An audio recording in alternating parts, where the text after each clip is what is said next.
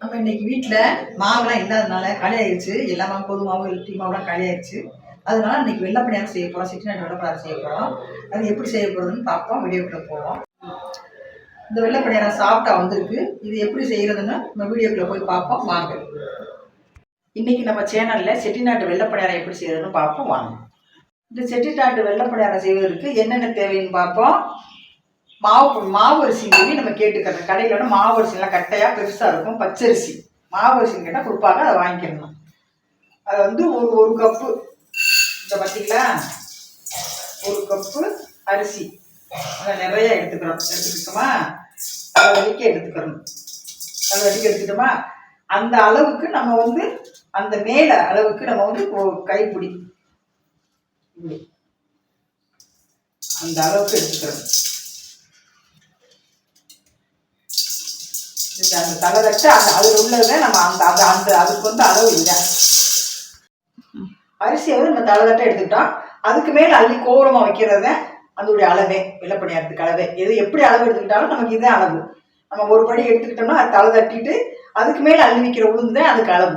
பார்த்தீங்களா? இது ஒரு 2 மணி நேரம் ஊறட்டும். அதுக்கப்புறம் அரைச்சி நம்ம வெள்ளை பணியாரம் சொல்லுவோம்.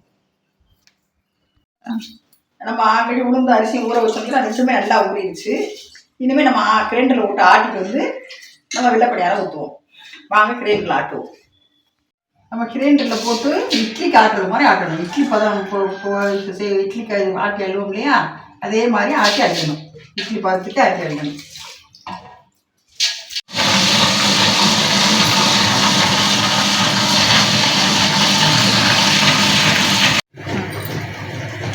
அண்டரை 2 நிமிஷத்துக்கு முன்னாடி நம்ம உப்பு கொஞ்சம் அது தேவையான உப்பு கொண்டு போட்டுக்கணும். பதம் வந்து இட்லி பதமாக தான் இருக்கணும். அப்போ தான் நல்லா வரும் வெள்ளை பணியாரம். அது ஒரு 2 நிமிஷத்துக்கு முன்னாடி ஓடட்டும். அதுக்கு நம்ம ஊற்றிடலாம். இட்லி பதத்துக்கு நம்ம வந்துடுச்சு மாவு. நம்ம உப்பு போட்டு 2 நிமிஷம் ஆட்டிட்டோம். மாவும் இட்லி பதத்துக்கு ஆட்டியாச்சு. இப்போ நம்ம அள்ளிடுவோம்.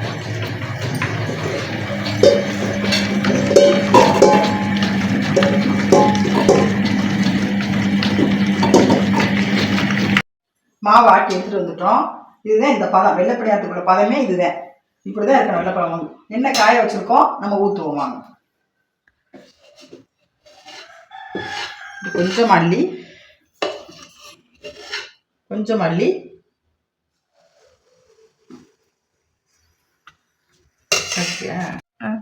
இப்படி தான் இருக்கணும் வெள்ளை பணியாரம். வெள்ளை வெள்ளையர்னா ரொம்பவும் சிவக்கக்கூடாது. சிம்மில் வச்சு லைட்டாக வேணும். கொஞ்சம் எண்ணெய் குடிக்க தான் செய்யும். ஆனால் டேஸ்ட்டாக சூப்பராக இருக்கும். எங்கள் வீட்டில் செஞ்சு அடிக்கடி சாப்பிடலாம். அடுத்து ஊற்றுவோம். செட்டிநாட்டு பலகாரங்கள் இது ஒரு முக்கியமான பலகாரம். கல்யாண வீடுகளெல்லாம் இது வந்து இது இல்லாமே இருக்காது. அது செட்டிநாட்டு பலகாரத்தில் பல நிறையா இருக்குது சொல்லணும்னா. கந்தரப்பம், பால் பணியாரம், உளுந்த வடை, இது வெள்ளை பூசணி கேசரி, வெள்ளை பூசணி அல்வா எல்லாம் இருக்குது.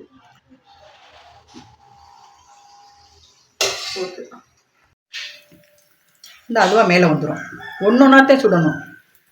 என்ன ஒன்றோட ஒட்டிக்கிறோம். ஒன்றொன்னா சுடணும். வெள்ளை பணியாரம் வந்து கந்தரப்பம்னா ஒன்றொன்னாத்தே சுட்டு எடுக்கணும். அது வந்துருச்சு, மேலே வந்துருச்சு, பிரட்டி விட்டுக்குவோம். பார்க்கும்போது இட்லி மாதிரி தான் இருக்கும். ஆனால் ரொம்ப டேஸ்ட்டாக இருக்கும்.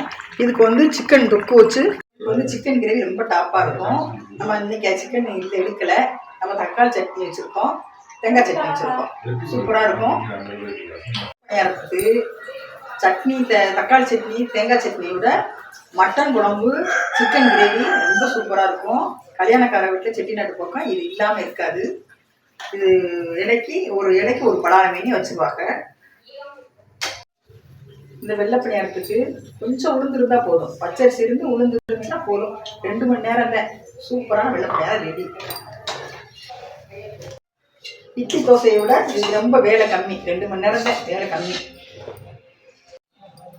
நம்ம வீட்டில் மாவுலாம் எதுவும் இல்லை. இதே காலை டிஃபனு. பசிக்கு இது கொஞ்சம் இருக்கு மாவு, அது இருக்கட்டும், சரி சாப்பிட்டு வந்துடுவோம். அப்புறமா வச்சுட்டு அப்புறமா ஊற்றிக்குவோம். சுட வெள்ளை பணியாரம் சுட்டாச்சு. தேங்காய் சட்னி, கார சட்னி, செட்டிநாடு கார சட்னி சூப்பராக இருக்கும். அதில் சாப்பிடும்போது கொஞ்சம் நல்லெண்ணெய் ஊற்றிக்கிறணும். ரொம்ப சூப்பராக இருக்கும். மட்டன் கிரேவி இருந்து சிக்கன் கிரேவி இருந்தால் ரொம்ப டாப்பாக இருக்கும். இதுவும் பத்தாது நமக்கு. பார்ப்போம். ஃபஸ்ட் சாப்பிட்டு வந்துடுவோம். ஃபஸ்ட்டு வாங்க நீங்களும் இந்த வெள்ளை பணியாரத்தை செஞ்சு பார்த்துட்டு உங்கள் வீட்டில் செஞ்சு பார்த்துட்டு எப்படி இருந்துச்சுன்னு கமெண்ட்டில் சொல்லுங்கள். இதே மாதிரி வீடியோஸ் நாங்கள் நிறையா போடுறோம். சேனலை தொடர்ந்து பாருங்கள். நன்றி, வணக்கம்.